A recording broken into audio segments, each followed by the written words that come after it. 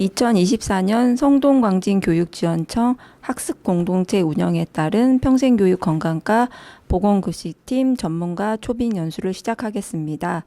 연수 주제는 청소년 마약 실태 및 학교 관리자 대응 역량 강화입니다.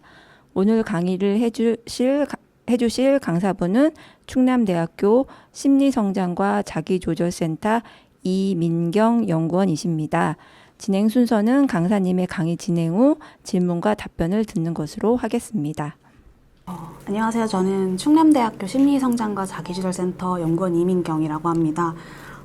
최근에 다들 아시다시피 마약을 사용하는 연령이 점점 낮아지고 있고 그에 따라서 10대 마약 사범들이 점점 늘어나고 있습니다. 그래서 우리가 이런 상황에서 어떻게 이런 마약 사범 증가에 예방을 하고 대처를 할지 좀 얘기를 나눠보려고 하는데요.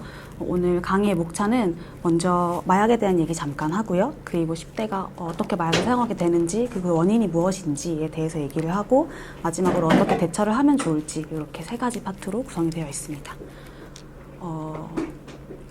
아까도 말씀드렸다시피 10대 마약 사범이 증가하고 있는데 2023년에는 2022년에 비해서 약 1년간에 207%가 증가한 것으로 알려져 있습니다. 숫자로 보면은 1,477명인데 보통은 마약류 사범은 암수 범죄라고 하죠. 알려지지 않고 아직 밝혀지지 않은 범죄가 약 30배 정도 있다고 알려져 있기 때문에 저기서 30배 정도의 암수 범죄율을 고려를 하면 약 45,000명 정도가 있을 것으로 예상이 되고요. 현재 한국에서 2023년 기준 청소년이 한 454만 명 정도 됩니다. 그래서 454만 명 중에 4만 5천 명이라고 하면 전체 100분의 1, 100명 중에 1명 정도는 마약을 사용하고 있다.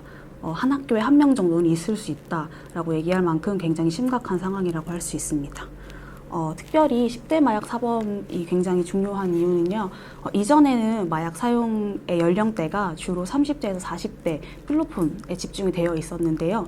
10대로 마약 사범들이 옮겨가게 되면서 마약을 사용하는 경로가 점점 다양해지고 특히 10대 사범 같은 경우는 이전과 다르게 특정 마약만 사용하지 않고 이것저것 여러 개를 섞어서 사용하는 그런 행태들을 보이고 있기 때문에 이런 10대 마약 사범 증가에 좀 더 집중할 필요가 있습니다. 전체적으로 마약에 대해서 마약 예방에 대해서 이야기하기 전에 마약에 대해서 잠깐 얘기를 하려고 하는데요. 마약류의 분류는 보통은 크게 한 두 가지 정도로 분류를 합니다. 첫 번째는 뒤에 나오는 법적인 분류에 따른 건데요. 법적인 분류는 마약, 향정, 대마 이렇게 나누고요. 지금 PPT에 보시는 내용들은 양리적인 작용에 따른 분류입니다. 양리적인 작용에 따른 분류는 세 가지로 크게 나누어집니다. 먼저 첫 번째로는 다우너라고 불리는 진정제 계열인데요. 이 진정제 계열의 대표적인 약물들이 아편계 약물인 아편, 몰핀, 헤로인입니다. 여기 보시는 약물들은 전부 진통제 계열이고요. 중추신경 활동을 감소시켜서 심장박동이나 호흡수를 감소시키고 진정이나 진통 아니면 수면에 효과를 주는 약물들입니다. 아편을 잘 정제한 게 몰핀이라고 알려져 있고요. 몰핀에서 100배 정도를 농축한 게 헤로인, 그리고 여기 나와 있지 않지만 최근에 문제가 많이 되고 있는 펜타닐도 헤로인을 한 50배 정도로 농축한 굉장히 강한 마약성 진통제로 알려져 있습니다. 사실 이러한 진통제 계열은 병원에서 처방약물로 많이 암성 진통제로 사용이 되는데요. 최근에는 이런 암성 진통제들이 그런 통증이 없음에도 불구하고 오남용되고 있는 실태를 많이 보고 있습니다.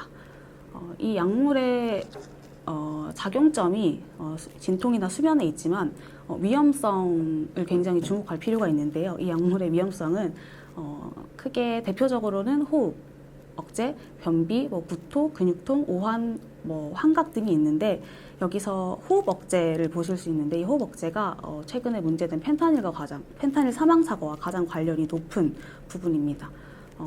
펜타닐이 보통 사람들이 숨을 쉬지 않으면 몸에서 이산화탄소가 쌓이기 때문에 빨리 숨을 쉬어라고 하는 신경이 활성화되는데요. 이 펜타닐은 모든 신경 감각들을 억제시키기 때문에 이 감각까지 억제시켜서 숨을 쉬지 않아도 고통스럽지 않은 상태로 만듭니다.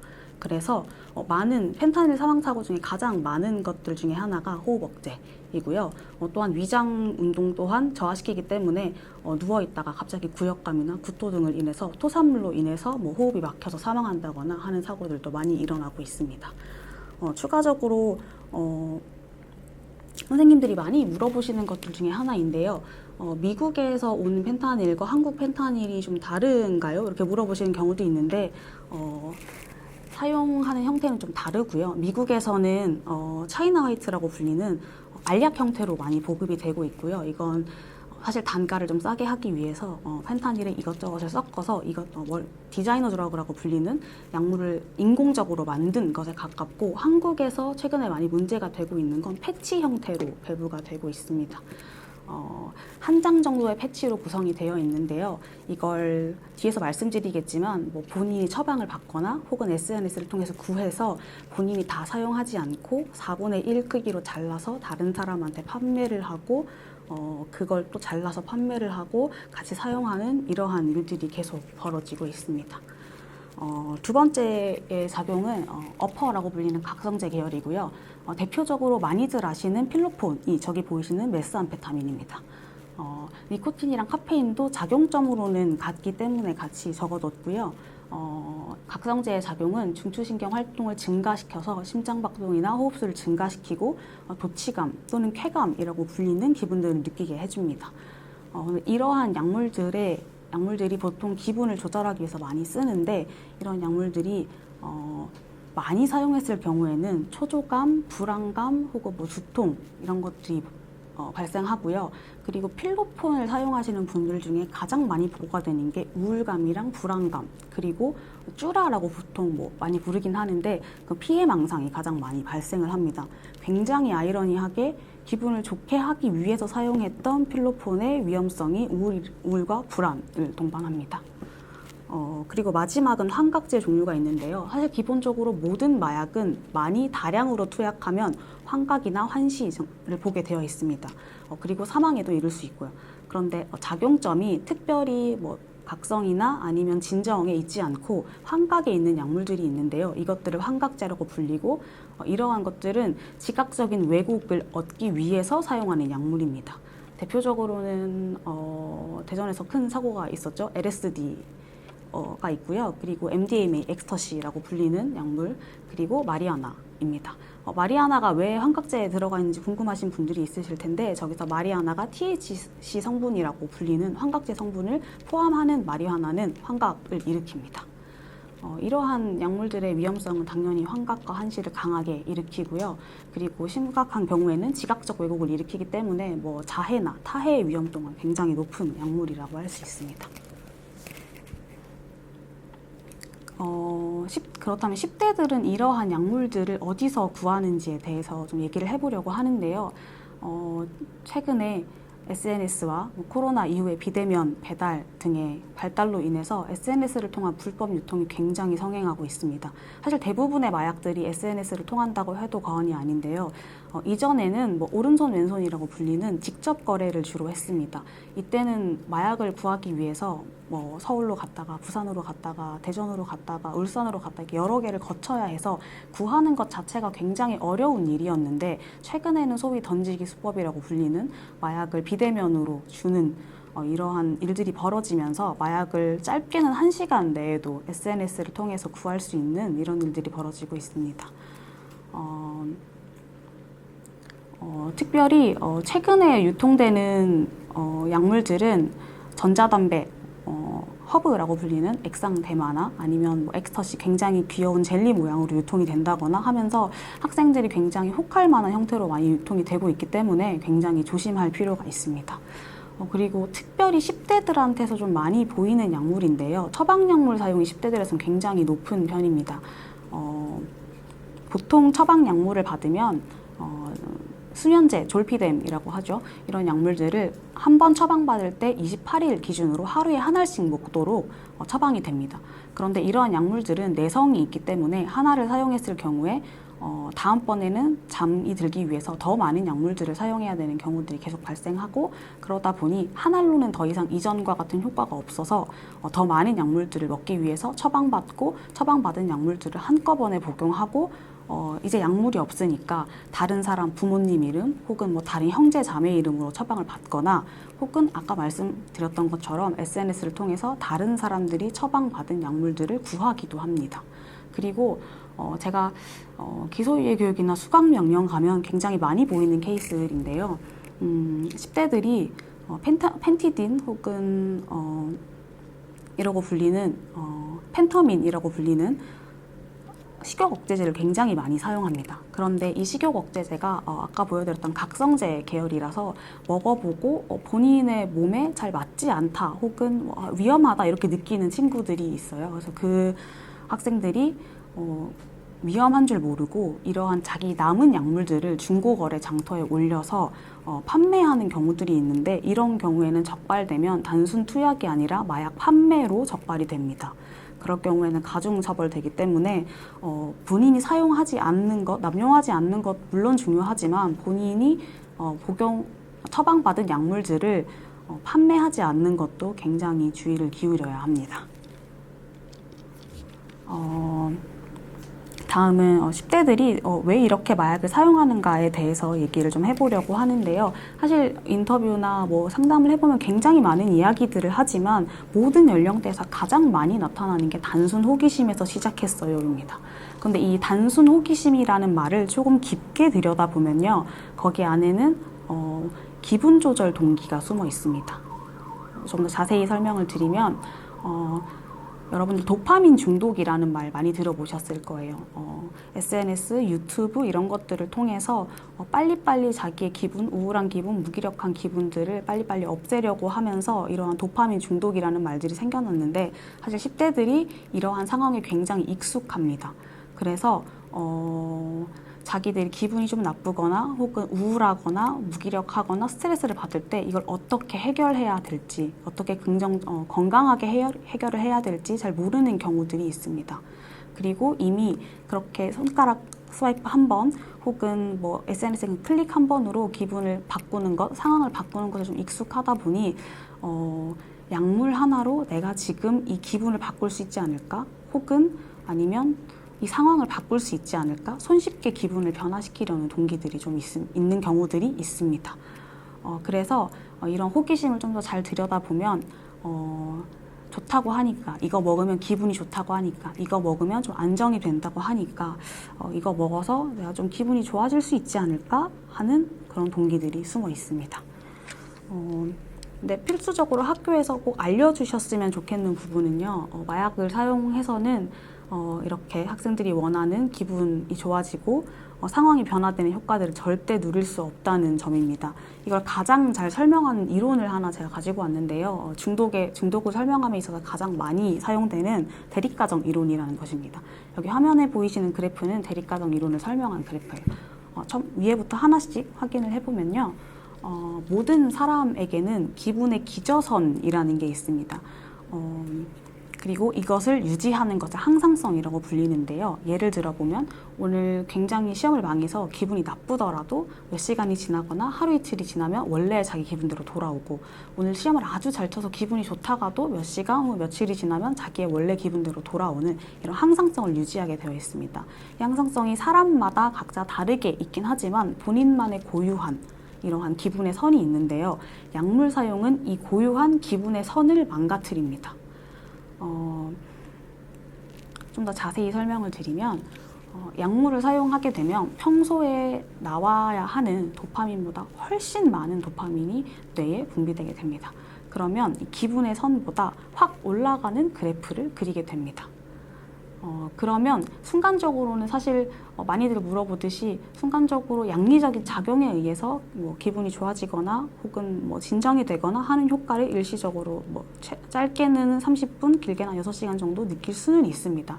그런데 사실 미디어에서나 아니면 많은 드라마 혹은 SNS에 딱 노출되는 건 여기까지입니다. 그 뒤에 어떤 일들이 벌어지는지는 잘 알려주지 않아요. 사실 그 뒤에 남아있는 일들이 훨씬 더 큰 일들인데요. 이 올라간 기분을 항상성을 맞추기 위해서 올라간 기분이 다시 내려가게 됩니다.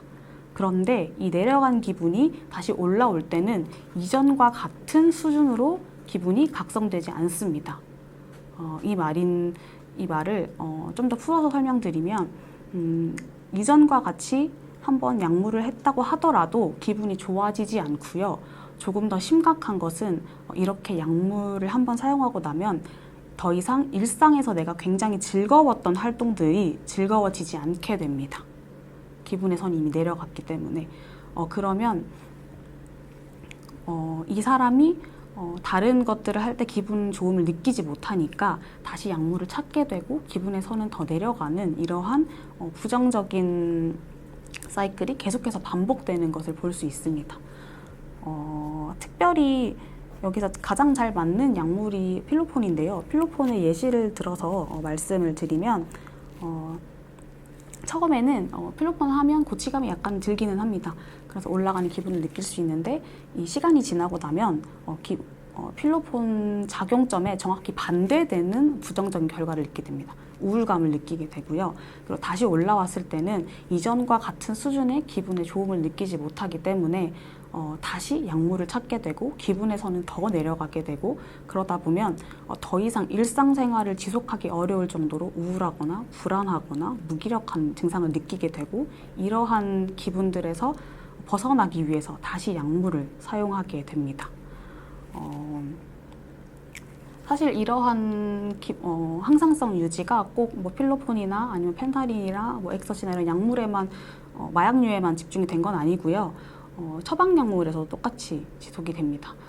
아까 말씀드렸듯이 학생들이 수면제로 많이 사용하는 졸피뎀 더 이상 어느 수준까지 먹으면 이전과 같이 수면 효과를 못 느끼게 돼서 처음엔 한 알 먹었던 것을 두 알, 세 알 늘리게 되고요. 더 이상 졸피뎀을 먹지 않으면 잠이 오지 않기 때문에 센터에 오시는 분들은 기본적으로 10알 혹은 20알까지도 드시는 분들이 계십니다. 그리고 많이 물어보시는 것들 중에 하나가 ADHD 약 메틸페니데이트라고 불리죠. 이 약 먹으면 집중이 잘 되나요? 이렇게 물어보는데요. 사실 메틸페니데이트 같은 경우에는 ADHD 각성이 잘 되지 않는 학생들을 그 수준을 맞춰주기 위해서 먹는 각성제 약이기 때문에 그러한 문제가 없는 학생들이 복용했을 경우에는 오히려 과하게 불안하거나 초조하거나 집중을 더 못하는 일들이 벌어질 수 있습니다. 그래서 원하시는 것처럼 기대했던 것처럼 좀 더 집중이 잘 된다거나 공부를 잘 하게 된다거나 그런 효과를 누릴 수가 없습니다. 마지막으로 많이 처방되고 있는 다이어트 약 또한 자꾸 먹게 되면 어느 순간 더 이상 다이어트 약물로 인해서 살이 빠지지 않는 순간이 오게 됩니다.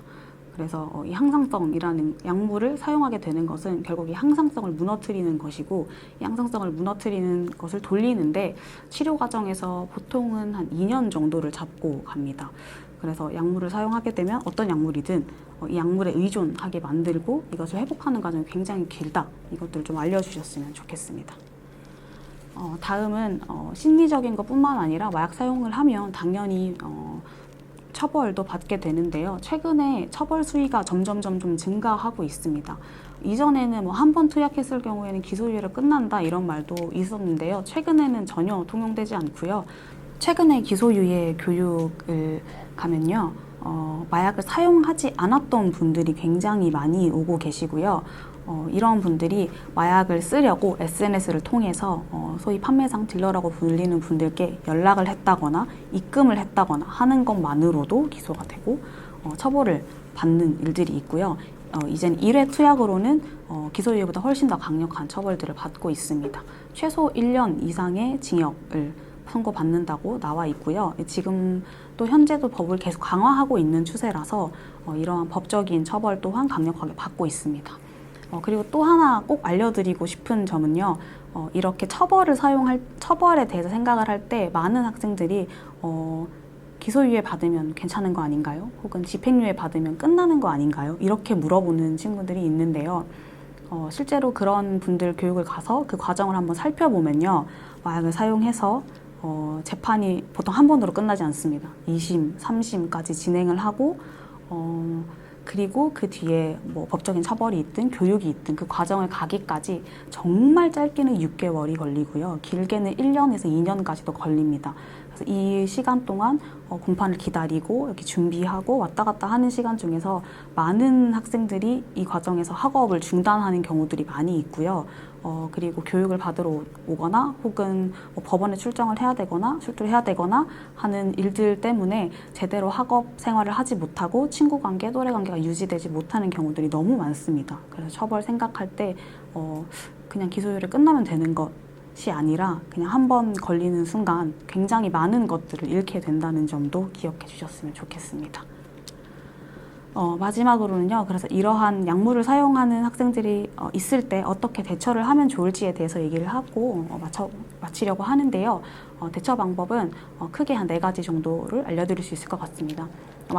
제일 첫 번째는 많이 알려진 대처 방법들인데요. 최근에는 마약인지를 모르게 가공되어 있는 식품들이 정말 많이 유통이 되고 있습니다. 출처를 알 수 없는 사탕이나 젤리, 음료 등은 절대 받지 않는 것이 중요하고요. 이런 것들이 겉으로 보기에는 굉장히 귀여워 보이는, 실제로 엑스터시 같은 경우에는 사탕인 줄 알고 먹었다라고 하면서 센터에 오시는 분들이 굉장히 많습니다. 그래서 그런 것들을 받지 않도록 그리고 먹지 않도록 주의를 주셔야 하고요. 두 번째로는 대마가 합법인 나라에서도 대마를 사용하더라도 국내 법에 의해서 처벌을 받기 때문에 해외여행을 갔을 때 대마를 사용하지 않는 것이 굉장히 중요합니다. 대마를 합법화하거나 일부 합법화한 나라에는 뭐 독일이나 네덜란드, 혹은 캐나다나 미국 일부 주, 영국 이런 나라들이 있는데요.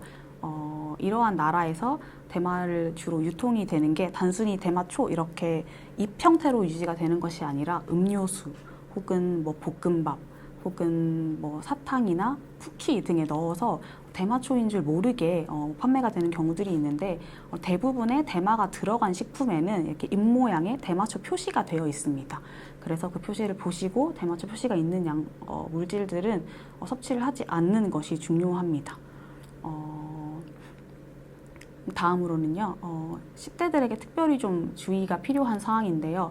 마약의 유통은 강력한 처벌 대상으로 주의가 필요합니다. 본인이 처방받은 약물을 판매하는 것 또한 강력하게 처벌의 대상이 되고요. 제가 최근에 봤던 학생들 중에 한 명은 본인이 용돈 벌이를 하기 위해서 누군가가 마약을 판매하는 글을 자기 인스타그램에 올려주면 일정 금액의 돈을 주겠다고 하고 본인은 마약에 대해서 한 번도 본 적이 없는데 대신해서 광고글을 올려서 처벌 대상이 됐던 친구가 있습니다. 그래서 이 마약과 관련된 활동은 유통 또한 강력하게 처벌이 되기 때문에 광고글, 판매글, 구매글 그 어떤 것도 접근하지 않으셔야 합니다.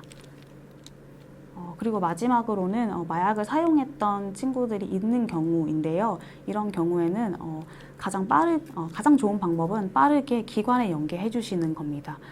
학교에서 마약 사용을 한 학생이 발견이 되면 당황스러우시거나 혹은 행정적인 절차에 의해서 이러한 센터 연계가 좀 늦어지는 경우들이 있는데요. 이러한 과정 중에서 센터 연계가 늦어지면 그 사이에 다른 약물들을 찾거나 사용하거나 혹은 본인이 이 친구가 약물을 사용한다는 걸 아는 다른 사람들이 약물을 권해서 더 강한 마약으로 이어지는 경우들이 있습니다. 그래서 초기에 조기 개입을 통해서 약물을 사용하지 않을 수 있도록 빠르게 센터에 연계해 주시는 게 정말 중요하고요. 센터에서는 마약류를 사용했다고 알고 있어도 신고가 의무사항이 아닙니다. 그래서 온 학생들은 익명이 보장이 되기 때문에 센터에 연계를 해주시면 적절한 상담과 치료를 받을 수 있고요. 국내에서는 마약 관련 상담기관을 크게 2가지 정도를 준비해 두었는데요. 첫 번째는 마약퇴치운동본부, 공통번호 1342로 연락 주시면 가까운 기관으로 연계해 드리고요. 서울에는 재활센터 중에 중앙중독재활센터가 있습니다. 여기서는 특별히 청소년들을 위해서 청소년 방문 상담을 제공을 하고 있어요. 한 3에서 4회기 정도 방문해서 상담을 진행하고 있어서 필요하신 경우에는 연계해서 꼭 개인 상담을 받을 수 있도록 하시면 좋을 것 같고요. 그리고 중독관리통합지원센터, 여기는 마약뿐만 아니라 알코올이라던가 담배라던가 여러 가지 중독을 좀 통합적으로 보는 센터인데요. 아쉽게도 공통 번호는 없고 서울에는 한 3개 정도의 청이 있습니다. 그래서 가까운 청으로 연락 주셔서 상담을 받을 수 있도록 연계해 주시면 조기 개입에 정말 많은 도움이 될 것 같습니다. 네, 제가 준비한 내용은 여기까지고요. 질문 받아보도록 하겠습니다.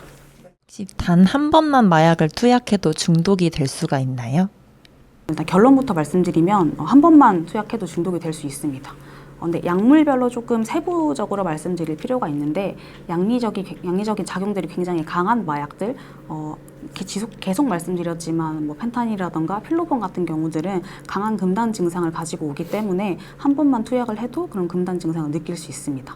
근데 실제로 제가 학생들을 만나보면 제일 많이 물어보는 게요. 대마초도 중독되나요? 이거 굉장히 많이 물어봅니다. 제가 작년까지 흡연 교육을 굉장히 많이 나갔었는데 거의 모든 학교에서 선생님 담배보다 대마초가 중독성이 낮다던데 대마초 해도 되나요? 이거 정말 많이 물어봅니다. 그럴 때마다 아마 선생님들 학교에서도 그런 거 물어보는 친구들이 있을 텐데 이럴 때마다 저는 어떻게 대답을 했냐면요. 일단은 대마초 같은 경우에는 처음에도 말씀드렸듯이 THC 성분이라는 환각을 유발시키는 성분이 들어가 있기 때문에 환각제로 분류가 돼서 담배보다 훨씬 더 강한 위험성을 지닙니다. 그렇기 때문에 담배보다 절대 안전하다고 할 수 없고요. 양리적인 중독성에 대해서 물으신다면 아직까지 좀 논란이 있긴 하지만 마약이라는 게 좀 상당히 무서운 게요.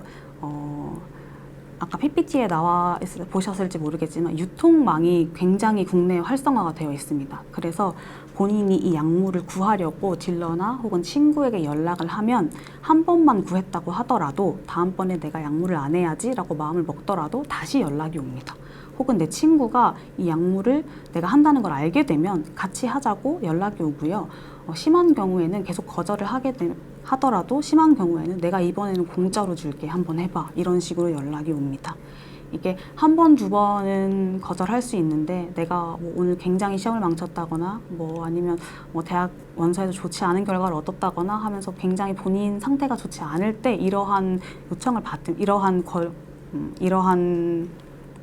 권유를 받으면 상당히 넘어갈 위험이 높습니다. 그래서 한 번만 하더라도 마약은 중독될 수 있습니다.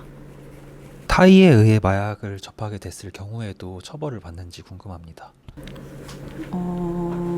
이거 마약 수사하시는 수사관분들께 말을 들어보면요.